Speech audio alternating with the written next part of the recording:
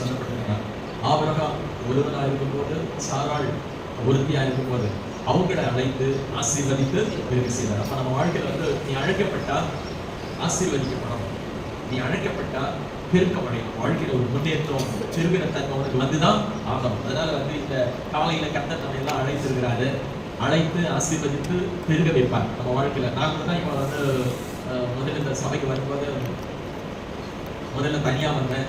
அதுக்கப்புறம் மனைவி வந்து அப்படியே வந்து மனைவியும் ஒரு குழந்தைய வந்து ஊட்டிக்கிச்சு. அதுக்கப்புறம் வந்து அப்படியே பெருசாகிக்கிட்டே போகுது. இந்த ஊருக்கு வரும்போது நாங்கள் இந்த ஊருக்கு ஊழியத்துக்கு நம்ம வரும்போது 6 பேராக வந்தோம் நாங்கள். புரியுதா? நம்ம அந்த சபைக்கு வரும்போது ஒரு ஆளாக முதல்ல வந்தேன். அதுக்கப்புறம் அப்படி பெருசாகிட்டு கர்த்தர் வந்து ஒவ்வொருடைய வாழ்க்கையும் அது மாதிரி தான் செய்யறாரு. நாம வந்து நம்முடைய அழைப்பு எப்படின்னா, நாம ஆசீர்வதிக்கப்பட இருக்க முடியும். அது நம்ம இதை மறந்துடவே கூடாது.